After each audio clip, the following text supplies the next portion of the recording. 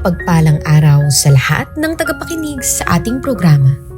Muli po tayo nagbabalik upang mabahagi ng kwentong kapupulutan ng aral ng ating mga listeners. Pero bago muna po ang lahat, huwag po ninyong kalilimutang mag-like, mag-share at syempre mag-subscribe sa ating channel. And for those of you na gusto pong magpa-shoutout, huwag po ninyong kalilimutang mag-comment sa dulo ng ating kwentong ibabahagi ngayong araw na ito para kayo ay ma-shoutout sa ating next video. Iniiwan sa akin ng BFF ko ang anak niya kapag gusto niyang mag-alone time.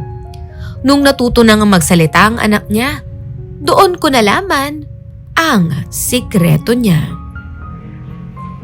Hello mga kabebe! Labis akong natuwa nang mapili niyo ang aking kwento. At umpisahan ko na nga po. I have this best friend na ako na ang naging support system niya. Ever since nagkaroon siya ng baby. Her family never supported her kasi hindi nila gusto yung guy for her until naghiwalay na nga sila. Yung baby niya ay nakikita kong madalas sa bahay na lang niya. Kapag kailangan niya ng alone time, kunyari magta-travel siya, mag-staycation, mag-pamper time ay iniiwan niya sa akin yung anak niya. Nagstay ako sa bahay niya minsan 2 araw, 3 araw para lang bantayan ang anak niya. Work from home naman po kasi ako kung maitatanong ninyo. Ever since nag 1-year-old ang anak niya at naiiwan na niya nga sa akin. Habang nag-a-alone time siya, hanggang ngayon na 3 years old na yung bata pumupunta pa rin ako sa bahay nila para samahan yung bata kapag aalis siya. Actually, napapansin ko na nga before na kapag aalis siya for travel or alone time, ay nasasaktuhan na yung asawa ko, hindi na uuwi sa bahay. Kaya doon daw siya magstay sa barracks nila dahil po ang asawa ko ay isang inhinyero or engineer. Nagpagdugtong-dugtong ko na nga ang mga bagay-bagay noong last time na inaalagaan ko ang anak niya. Nagpalit po kasi ako ng wallpaper sa phone at picture namin ng husband ko ang ipinalit ko doon. Nung papanoorin ko na siya, papapanoorin ko na siya sa YouTube. Pag open ko ay nakita niya yung picture namin ng asawa ko. Sabi niya, Papa! Papa! Papa! Nagulat ako. Bakit? Bakit Papa? At Papa ang tawag niya sa asawa ko? Tinuturo pa nga niya ang wallpaper. Tapos sabay titingin sa akin ng nakangiti. Mga kabebe, nagtataka ako. Paano siya nakakapagsalita ng papa kung wala naman siyang papa? Nakakagulat, di ba? Hindi mo alam kung bakit. Anong meron? I'm sure, hindi siya tuturuan ng best friend ko na tawaging papa ang asawa o ang asawa ko.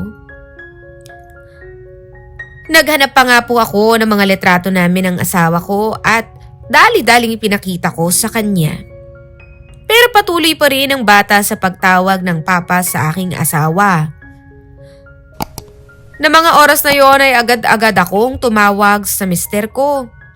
Hindi siya nasagot ng tawag ko. Sumunod naman ay sa friend ko. Nagtataka ako bakit wala rin siyang pagsagot. Kaya iniwan ko yung bata sa family ng friend ko. Kahit ayaw ng family nila sa kanya at sa bata dahil nagsusumbong ako at nagsumbong ako sa kanila about sa kalokohan ng asawa ko at friend ko. Nagulat ako dahil parang nasa world of married ako. Yung bang tipong alam nila ang lahat tungkol doon. Kaya daw never nilang tinanggap silang mag-ina. Sabi ko, bakit hindi nyo sinabi sa akin? Naging part na ako ng family nila since college days. Bakit naman ganun? Bakit ninyo tinago? Bakit ninyo nilihim? At bakit umabot tayo sa tagpo na ganito? Hindi daw nila tinago. Ayaw lang daw nilang mangialam at malaman na malaman ko. Nagulat sila dahil ako'y nagagalit at umiiyak dahil alam ko na.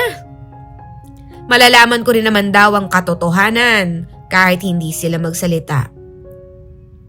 Nalaman ko pa sa bata ang matagal na nilang nililihim.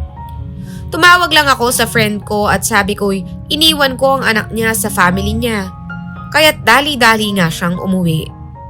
Akalain nyo ha? Umuwi rin ang asawa ko sa bahay pagka-uwi ng friend ko. Coincidence lang ba ang lahat? Halatang halata na eh. He said sorry but it's too late. Buti na lang talaga, wala kaming anak. Kasi mahirap umalis na may batang na-attach sa tatay niya.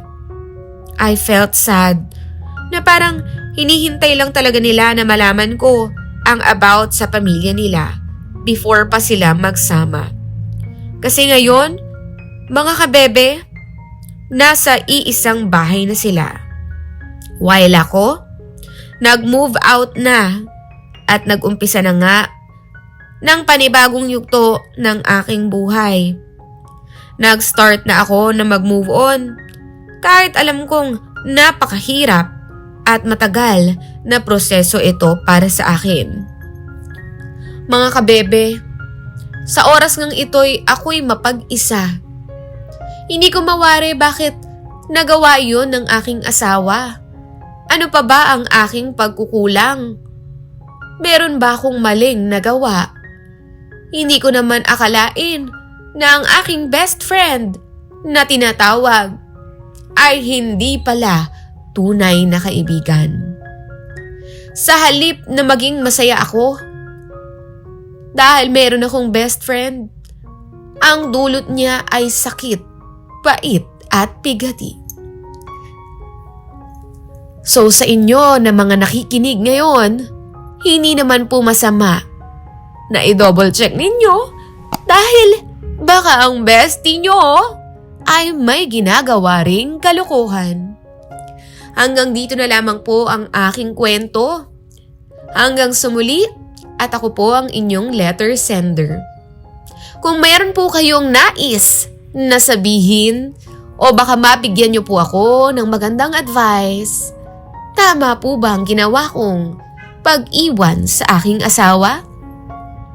O dapat hindi ko siya pakawalan para wala silang happy ending? Sana po ay mabigyan niyo ako ng advice.